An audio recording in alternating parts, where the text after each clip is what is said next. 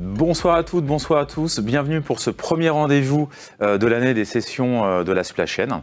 Donc ce soir, nous avons le plaisir d'accueillir David Lolo de la Fabrique de l'Industrie et également Olivier Lotte donc de KPMG. Ce soir, nous aborderons le sujet de la décarbonation. Effectivement, c'est un sujet très prégnant dans les entreprises. Pour vous, décideurs métiers, mais également un engagement moral ou réglementaire pour les entreprises. Donc, comme on l'a dit, le contexte ce soir, c'est état des lieux dans les grandes entreprises en termes de décarbonation. On sait que KPMG et LFI ont monté une étude cette année sur le sujet. Donc, bonsoir et bienvenue, bonsoir. David Lolo. Bonsoir. Merci. En 2 minutes, 2 mots, LFI. Alors, bonjour à tous. Je suis chargé d'études à la Fabrique de l'Industrie, qui est un think tank qui est consacré à l'étude de l'industrie française. On aura l'occasion d'y revenir. D'accord. Et donc vous, David, vous êtes chargé d'études au sein de LFI. Très bien, merci. Donc on vous laissera la parole par la suite. Et nous avons le plaisir d'accueillir également Olivier Lotte, qui est directeur d'opération et stratégie performance chez KPMG. Donc pareil, en quelques mots, KPMG. Alors, en quelques mots, donc KPMG, on est naturellement bien connu pour tout ce qui est audit et comptabilité. On a aussi une branche avocat et il y a une branche conseil. Et dans cette branche conseil, il y a une entité en charge plutôt des opérations. Donc ce qu'on appelle opérations, pour résumer, c'est achat, supply chain et manufacturing. On est à peu près 130 consultants sur 3 bureaux en France. Et voilà, très simplement. D'accord, très bien. Alors Olivier, je sais que vous menez des études assez régulièrement sur différents sujets. Aujourd'hui, pourquoi cette étude sur la décarbonation? On sait qu'aujourd'hui, depuis quelques années, il y a vraiment une obligation aussi légale, suivant les entreprises, sur ce sujet. On l'a dit tout à l'heure, et je l'ai dit sur la partie morale, je pense que c'est important cette prise de conscience. Mais quel est le contexte et pourquoi cette étude? Alors en fait, chaque année, au sein de l'advisory, on mène un baromètre industriel, alors qui porte pas bien son nom parce qu'un baromètre, théoriquement, on mesure chaque année la même chose et nous, chaque année, on change de sujet. D'accord ? Et cette année, effectivement, le sujet qu'on a décidé de traiter, compte tenu d'un certain nombre d'éléments qu'on va présenter, c'est la transition énergétique et dans la transition énergétique, la partie décarbonation. Alors pourquoi on a décidé de traiter ce sujet? On essaye toujours de trouver un sujet qui est relié à pas mal d'éléments contextuels. Donc on en avait fait sur le digital. Là, cette année, les éléments contextuels sont très... il y en a 3, on va dire, principaux. Un élément qui est qu'on est quand même dans un environnement très contraint. Tout le monde sait qu'il y a toute une réglementation qui arrive sur tout ce qui est environnemental, avec des contraintes extra-financières, la CSRD, les obligations de faire des déclarations et même de faire vérifier ça par un tiers indépendant. Il y a très naturellement toute la pression exercée et les objectifs que la France s'est fixés en termes de réduction des émissions de gaz à effet de serre, alors qu'on appelle Fit 55, donc à horizon 2030, on doit faire moins 55%, et une neutralité carbone en 2050. On peut y rajouter toute la pression exercée, je dirais, par l'ensemble de l'écosystème, les citoyens, les employés, les institutions, les territoires. Donc effectivement, c'était un deuxième levier important. Puis le troisième, très clairement, c'est que on a quand même un contexte qui est compliqué. On a un prix de l'énergie et des difficultés d'approvisionnement qui sont très claires. On a une économie alors qui était en fort ralentissement et qui va être quasiment à zéro, voire même négative en Allemagne. Et on a un prix de CO2 de la tonne qui est à 100 € en 2023, en février, qui est redescendu un peu à 80, mais qui n'a jamais été aussi cher. Donc ça veut dire quoi? Ça veut dire que pour les entreprises, la transition énergétique, c'est ce qu'on cherche à tester, devient un peu une obligation. Et nous, on s'est dit que c'était intéressant de voir comment ces grandes entreprises et ces grandes entreprises industrielles étaient finalement en mesure de mener leur transition énergétique et comment elles abordaient ça et comment elles allaient transformer tout leur système d'approvisionnement, de production, de distribution pour effectivement réduire leur empreinte carbone et aussi réduire leur consommation énergétique. Alors, compte tenu de cette nature d'étude et le fait qu'on ait choisi de le faire sur un panel très ciblé, dont reparlera David, on s'est dit qu'on allait le faire avec la Fabrique de l'Industrie parce que c'était des bons partenaires pour faire ça. Voilà. D'accord. Très clairement. Et justement, par rapport, parce que c'est vrai qu'on connaît très bien KPMG, sur la partie David, la Fabrique de l'Industrie, on connaît moins ce laboratoire d'idées et de réflexion, ce think tank. Oui. Quelle était effectivement la nature, justement, des travaux, d'initiatives, enfin, comment vous avez réfléchi Bien sûr. Alors à la Fabrique de l'Industrie, donc on se définit comme une plateforme de réflexion qui est consacrée à l'étude de l'industrie, de ses dynamiques, de ses enjeux. Et en pratique, nous produisons et nous valorisons des études très diverses, donc sur des problématiques diverses liées par exemple aux réalités territoriales, aux défis de la réindustrialisation et à ces enjeux, aussi récemment sur les évolutions technologiques et de plus en plus également sur la transition énergétique. Et donc dans le cadre de l'étude que nous avons réalisée avec KPMG, nous avons voulu approcher les grandes entreprises en particulier. Et pour cela, nous avons nous sommes allés à la rencontre des entreprises par le biais d'une enquête de terrain auprès des panels d'entreprises adhérentes de France Industrie et de l'Institut de l'entreprise. Alors, nous avons fait le choix en fait de travailler exclusivement sur les grandes entreprises dans le cadre de cette enquête, puisque eh bien, nous sommes partis du constat que c'était elles qui concentraient l'essentiel des émissions de gaz à effet de serre de l'activité économique, en particulier dans l'industrie. Pour vous donner un chiffre, dans le secteur industriel, les 50 premiers sites industriels représentaient à eux seuls plus de la moitié des émissions. Et au total, on est arrivé à 38 entreprises qui nous ont répondu. Et les 3/4 d'entre elles sont des entreprises industrielles et qui réalisent d'ailleurs un chiffre d'affaires de plus de 1 milliard d'euros. Et on les a interrogées sur leur rythme de décarbonation, sur les leviers qu'elles actionnent pour se décarboner et aussi les freins qu'elles ressentent sur le terrain. On aura l'occasion, j'imagine, d'y revenir. D'accord. Et elles vous ont justement ouvert les portes assez facilement par rapport à cette enquête, où il a fallu effectivement un petit peu... Alors, on a mobilisé, on a eu l'aide opérationnelle de l'Institut de l'entreprise qui a également diffusé le questionnaire à ses adhérents. Donc, c'est vrai que ça nous a aidé. La tâche, ouais. Et je rajoute aussi que KPMG a réalisé des entretiens par ailleurs, et ce qui nous a aussi permis d'avoir des réponses supplémentaires. D'accord, très bien. Donc là, effectivement, c'est sur la méthodo, justement, par rapport à ce que vous avez mis en place. Olivier, concernant l'état des lieux, justement, où en sont les grandes entreprises du monde de l'industrie sur ces sujets? Est-ce que vous avez observé, justement, que l'état d'avancement était plutôt, on va dire, convenable, ou pas, où on en est? Alors, très clairement, il y a trois éléments forts qui ressortent de cette étude au tout début. La première chose, c'est que 100% des gens qui nous ont répondu ont déclaré avoir un plan de transition énergétique. C'est pas forcément étonnant compte tenu de la taille des entreprises et quand même de l'échéance 2030 qui peut paraître loin, mais qui finalement pour ces entreprises est relativement près. Donc ça prouve bien que c'est au cœur de leurs enjeux, c'est dans leur plan stratégique, donc ça c'était plutôt une bonne nouvelle. La deuxième, je dirais, c'est que 2/3 de ces répondants nous ont dit que ce plan de transition énergétique, finalement, il était placé sous la responsabilité de la présidence ou de la direction générale. Et de façon un peu plus étonnante, il n'y a que 18% de ces plans qui sont rattachés à un directeur RSE. Alors peut-être que encore les directions RSE sont encore jeunes. Mais bon, voilà, le fait que ça soit rattaché, je dirais, à une présidence, ça, c'est relativement intéressant. Ça montre qu'effectivement, il y a une responsabilité. Ouais, donc, ça veut dire qu'effectivement, on va dire, il faut que la gouvernance embarque ce sujet. C'est-à-dire que bien souvent, ça part du haut de l'entreprise, sinon on a du mal à porter le sujet. D'accord.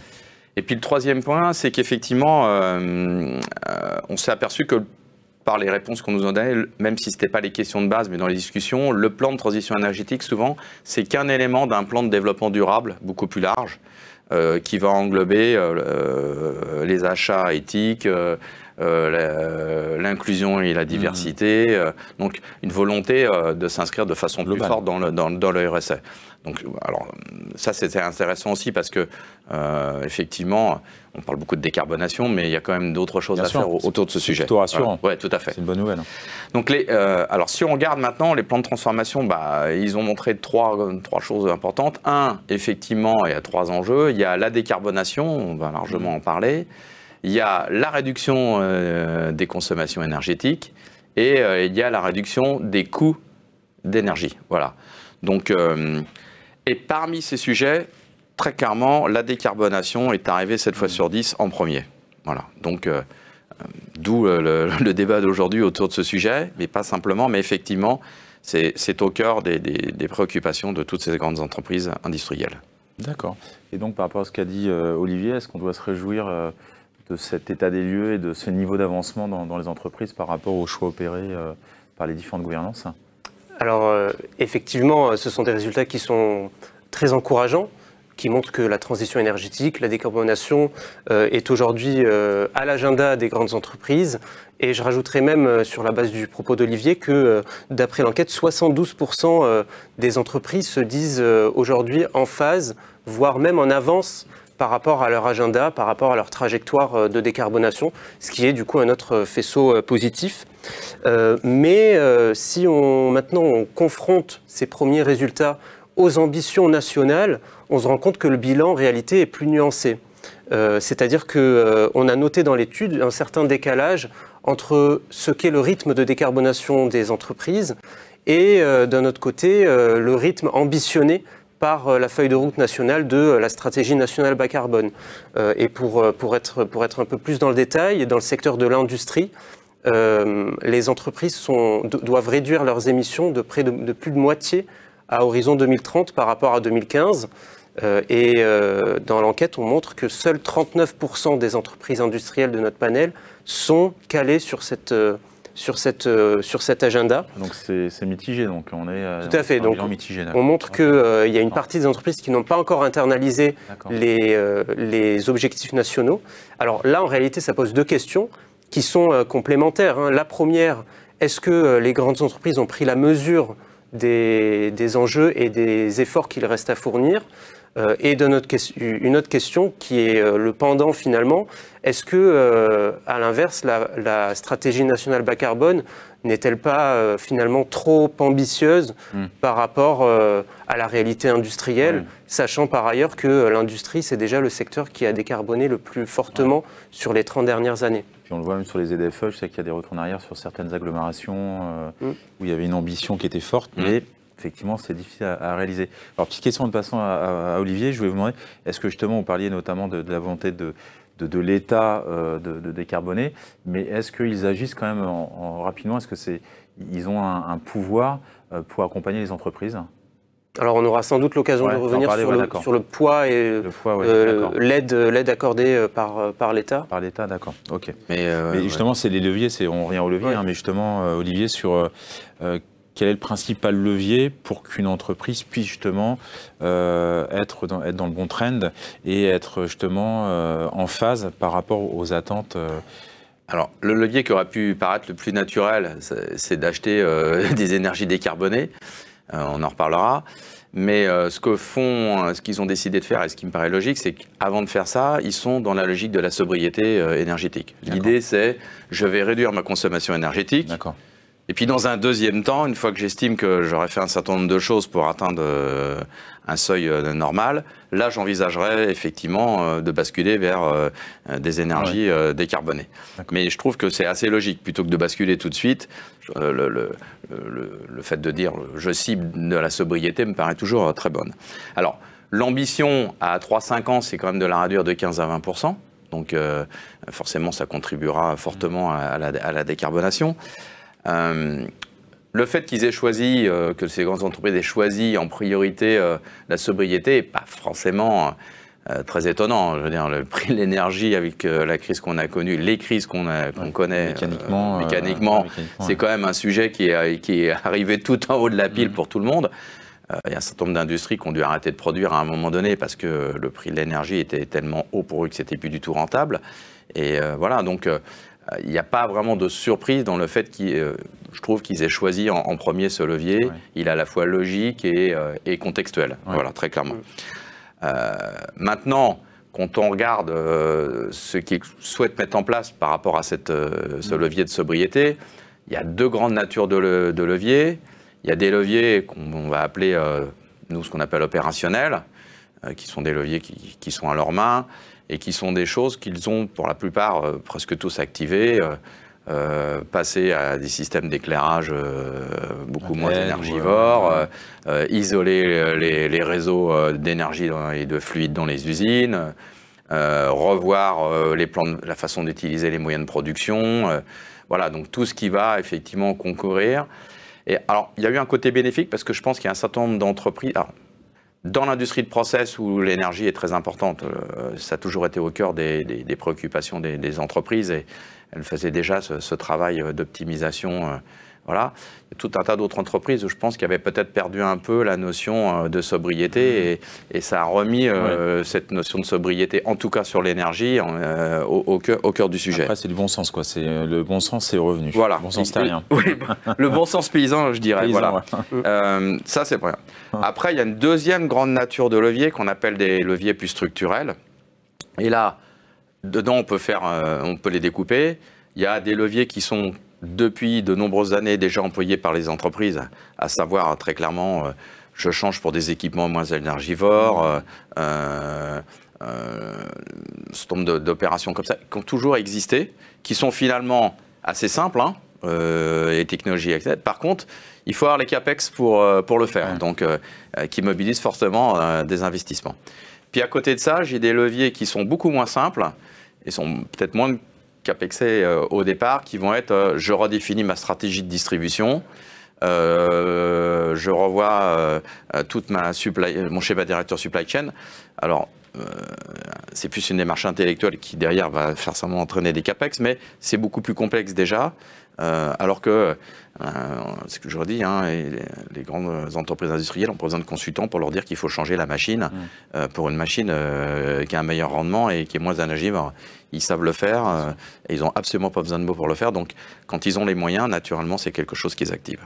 Voilà. D'accord, très bien. Donc, c'est-à-dire qu'il y a un changement opéré sur la partie opérationnelle et structurelle.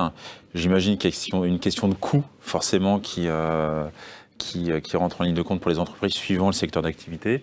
Et David, est-ce que ce qui a été mis en place et illustré par Olivier, est-ce que c'est suffisant ou est-ce qu'il y a d'autres leviers à activer, possibles d'ailleurs, rapidement? Alors, c'est vrai que l'enquête montre que les leviers de sobriété, d'efficacité énergétique remportent clairement le plus de suffrages dans l'enquête, mais si vous voulez chercher des économies d'énergie tout azimut, sans envisager par ailleurs des chantiers plus structurels, finalement, ça ne permettra pas d'atteindre les objectifs qui sont ambitieux, on l'a dit, à la fois à moyen terme à horizon 2030 et enfin la neutralité carbone à horizon 2050. Et il faut voir ce que font les entreprises de façon plus structurelle là-dessus. Et à ce sujet, l'enquête montre clairement que les entreprises ont plusieurs cordes à leur arc et en particulier poursuivent le mouvement de sortie des énergies fossiles, donc qui est un mouvement qui est engagé dans l'industrie depuis plusieurs décennies et qui va se poursuivre dans les prochaines années, notamment en faveur de l'énergie électrique, avec l'électrification. L'enquête montre clairement que 60% des entreprises vont investir dans l'électrification de leurs procédés ou de leurs machines. Donc c'est clairement une bonne nouvelle du point de vue environnemental, parce qu'en France, on bénéficie d'une énergie électrique qui est largement décarbonée. Ce qui n'est pas forcément le cas ailleurs en Europe, voilà, je tiens à le préciser. Sans citer de pays. Tout à fait. Et pour vous donner un petit chiffre là-dessus, aujourd'hui, l'industrie française consomme, on va dire, 110 TWh d'électricité par an, et les services de l'État anticipent déjà un surplus de consommation de l'ordre de 30 TWh à horizon 2050, donc on voit qu'on sera sur un bond de plus de 30%. On voit aussi, grâce à l'enquête, qu'il y a des initiatives, des efforts pour abattre ce que sont les émissions de procédés.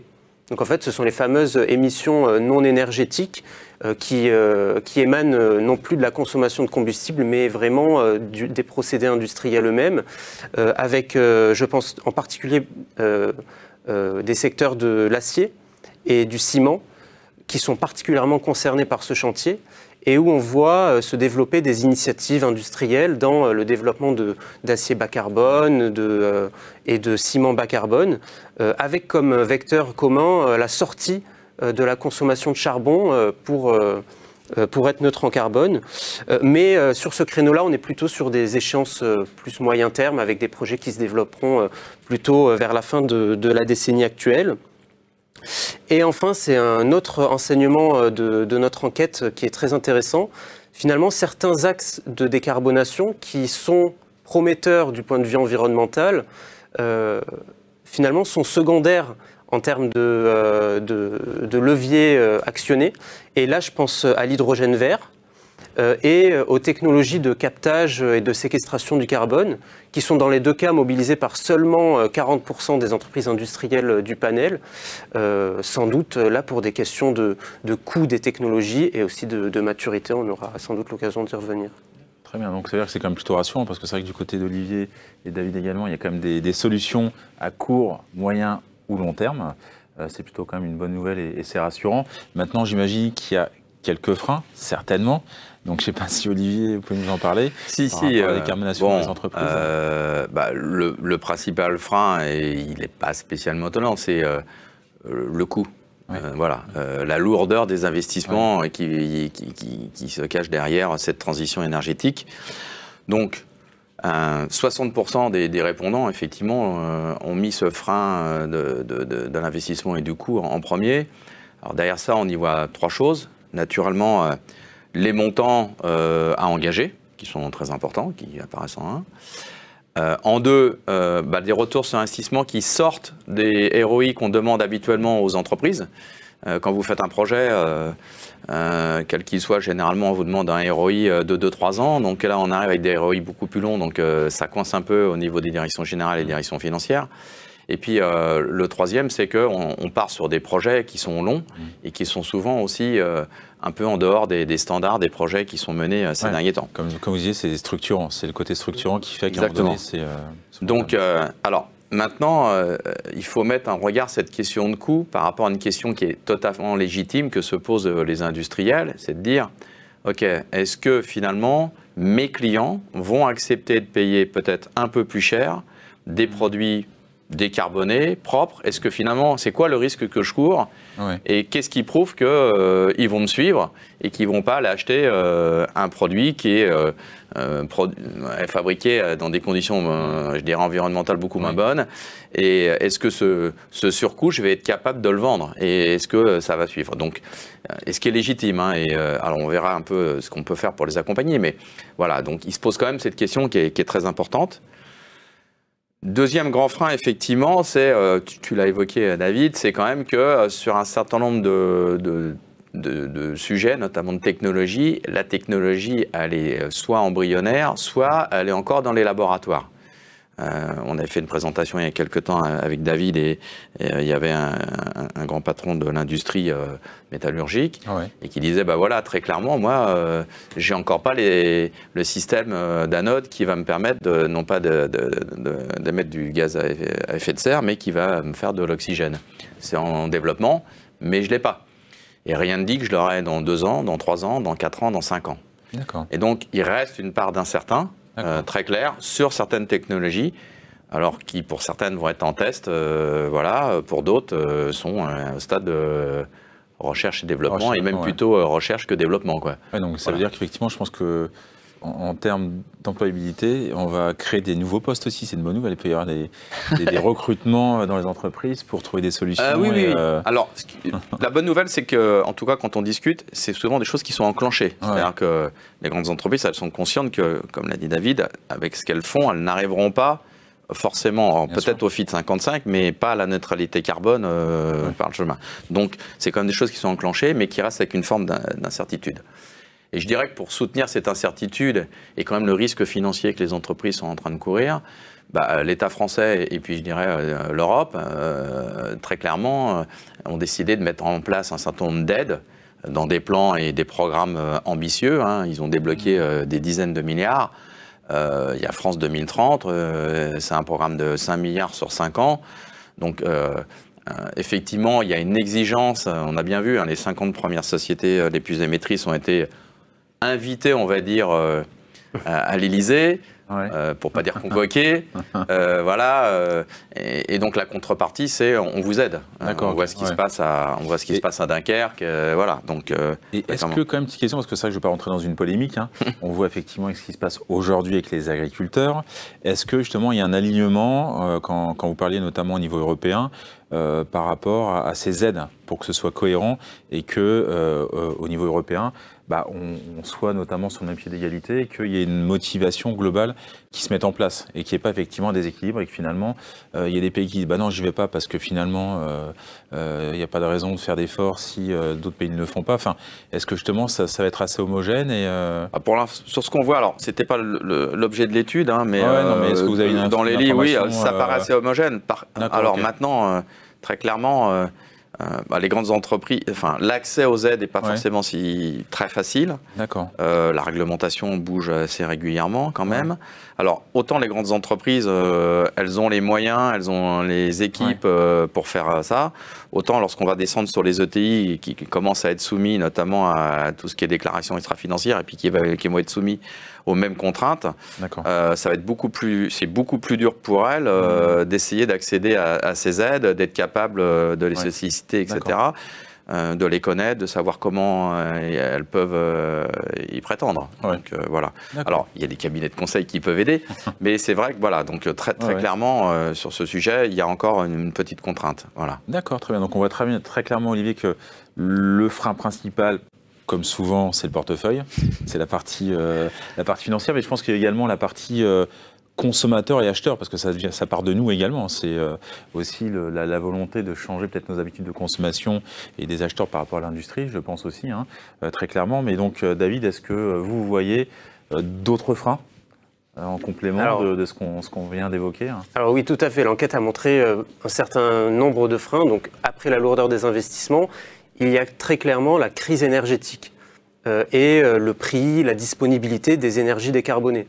Donc c'est intéressant de noter parce que finalement la crise énergétique, ça a eu un effet très ambivalent sur la décarbonation. Alors d'un côté, ça a pu accélérer les consommations, les comportements vertueux de sobriété, d'efficacité énergétique.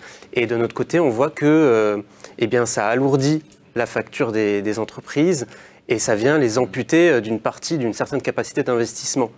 Et sur le sujet énergétique, il y a clairement aujourd'hui un sujet autour du prix de l'électricité, puisque la hausse du prix de l'électricité va en fait freiner le chantier de l'électrification, alors même qu'on a vu plus tôt que c'était un des chantiers principaux de la décarbonation.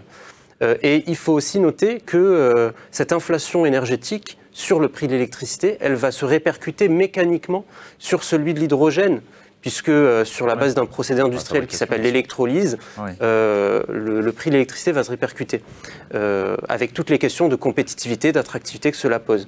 Et juste, je tiens à préciser qu'aujourd'hui, les entreprises industrielles, elles nourrissent beaucoup d'espoir sur la réforme du marché de l'électricité qui est à l'œuvre à l'échelle européenne. Voilà. Et sur les autres freins qui ont été cités, on peut par exemple penser à la lourdeur organisationnelle, ce qui est finalement assez compréhensible si on voit la taille des entreprises qu'on a interrogées. On a aussi la lourdeur réglementaire, la disponibilité en matières premières, voilà, parmi les principaux. Et à la lumière en fait de tous ces freins, on voit que l'accélération de la décarbonation, en tout cas telle qu'elle est anticipée, ambitionnée par la stratégie nationale bas carbone, ça constitue vraiment un défi structurel pour les entreprises. D'accord. Et là, on est vraiment sur aujourd'hui ce que veulent mettre en place les sociétés en interne, en termes structurellement parlant. Et je crois que là, c'est lié au scope 1, si je ne dis pas de bêtises, et également les émissions indirectes. Et là, je crois que ça va jusqu'à scope 3.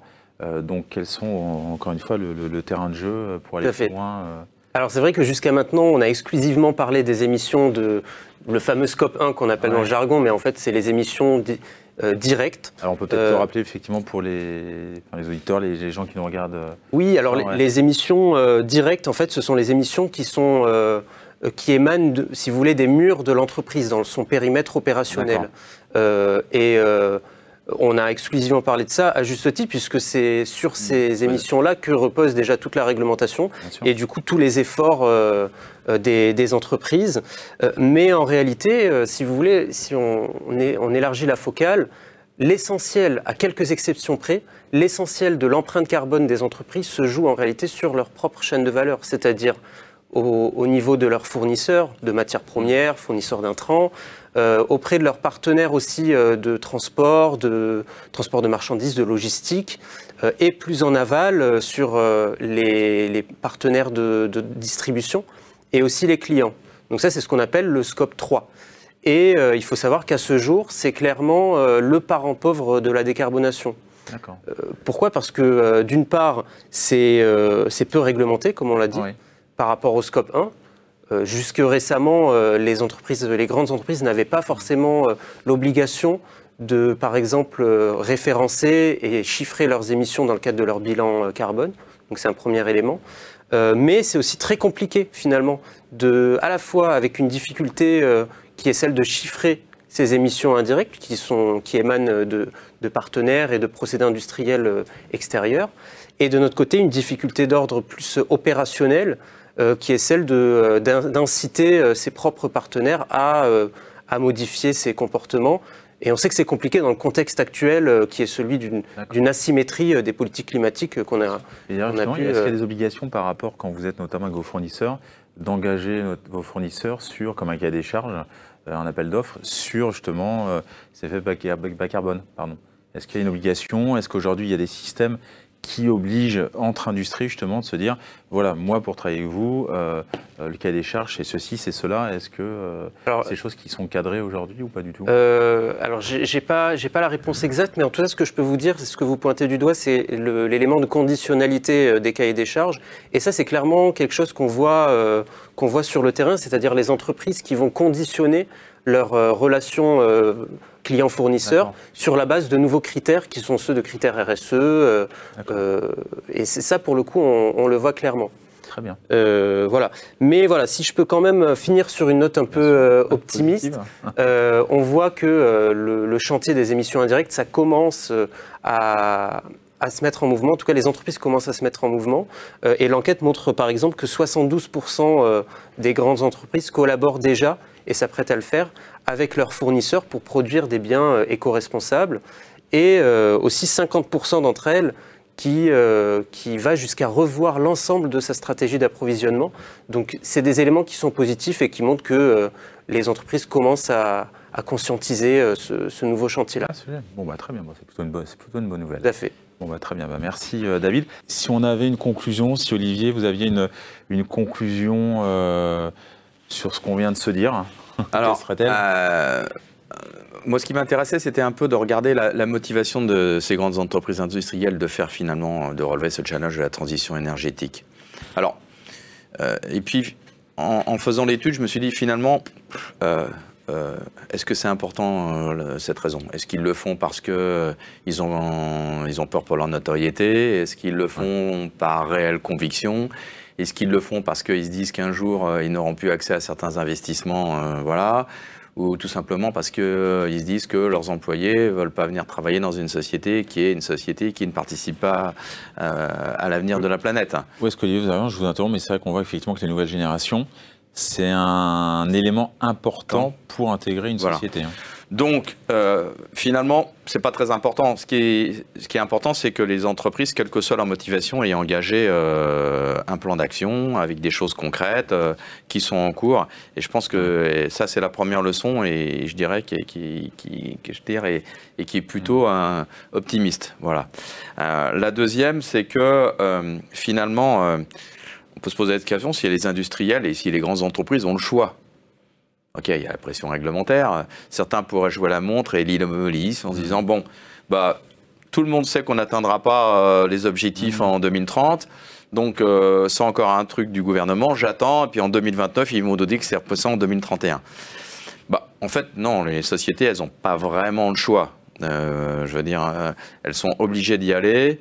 Peut-être que ça se passera comme ça en 2029, mais quand on regarde la pression exercée par l'ensemble des acteurs, on parlait des territoires, on parlait des institutions, on parlait des banques et des fonds, on parle des employés, on parle des consommateurs. Donc, elles n'ont plus vraiment le choix. Donc, elles sont obligées d'y aller. Voilà. Et le choix de l'immobilisme, si vraiment des sociétés décidaient de ne rien faire, je pense que leur avenir est largement compromis. Voilà. On est bien d'accord. Et puis, le troisième, je dirais, c'est que on parle beaucoup des industriels et des grandes entreprises. Effectivement, beaucoup de choses reposent sur elles. Bon, sauf que pour y arriver, il va falloir qu'on mette à disposition, et tu l'as évoqué, de plus en plus d'énergie décarbonée. Alors, on a parlé du nucléaire, l'éolien, mais il y a la biomasse, la méthanisation, la chaleur fatale. Si on ne fait pas ça, on va avoir un petit problème. Et puis, développer les économies circulaires de façon beaucoup plus conséquente. Ça commence à se faire, des choses réparables. Voilà. Et puis, enfin, il faut qu'on ait un changement de comportement, et nous en premier. Voilà, très, très clairement. Bien sûr. Et je finirai sur un point. Je pousse depuis pas mal de temps tout ce qui est sujet de la réindustrialisation de la France.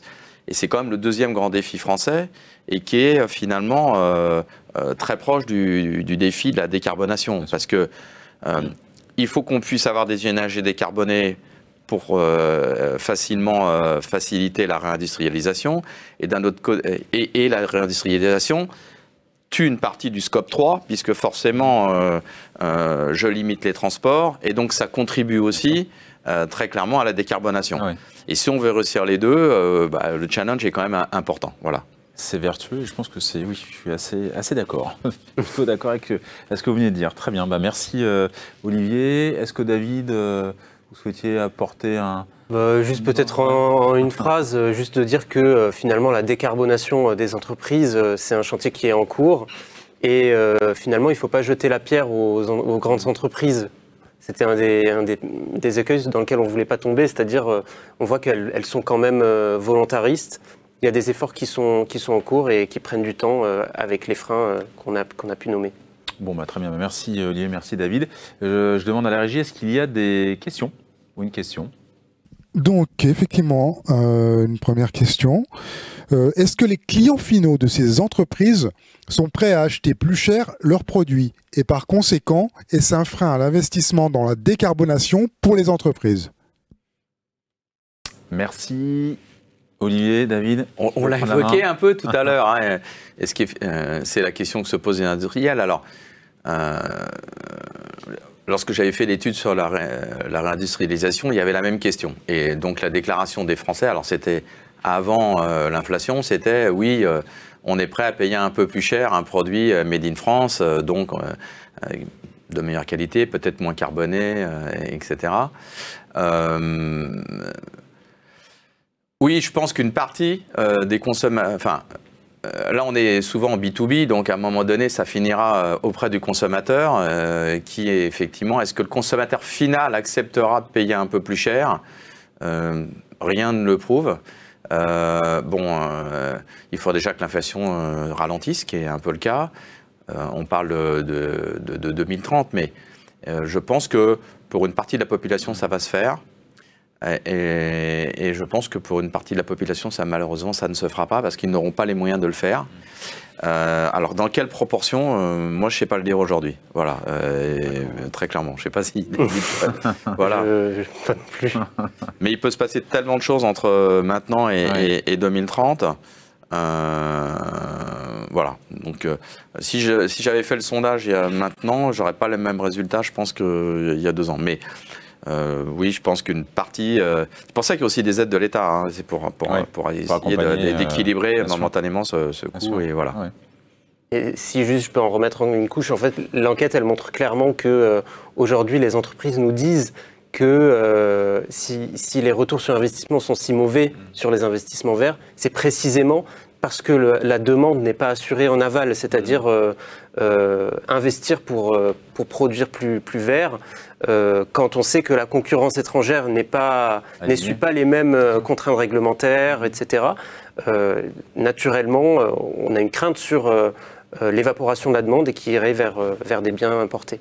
Alors, il y a un truc intéressant dans l'étude quand même, qui peut rejoindre un peu ça, c'est que parmi les leviers, on n'a eu quasiment aucun industriel qui nous a dit « c'est pas grave, je vais délocaliser, d'accord, et je vais aller produire dans un pays... à bas coût énergétique et dont les contraintes réglementaires environnementales sont très faibles. » Voilà. C'est un bon signal. C'est un bon signal. Ça pouvait être un risque, mais c'est plutôt un bon signal. Ouais, c'est un bon signal, d'accord. Très bien, merci. Bon, on arrive au terme de notamment cette table ronde. Donc merci Olivier, merci David. N'hésitez pas à vous procurer ces 2 études sur le site de la Fabrique de l'Industrie et KPMG. Elles sont gratuites, hein, donc très intéressant. N'hésitez pas à vous les procurer. On vous remercie de votre attention. Merci pour ces éclairages, parce qu'on sait qu'encore une fois, on sera, et c'est, je pense, normal de s'intéresser à ces sujets et qui vont s'accélérer certainement dans vos entreprises. Donc voilà, donc merci à vous toutes, merci à vous tous. Je vous souhaite une très bonne soirée et à très bientôt. Au revoir. Merci. Merci. Merci.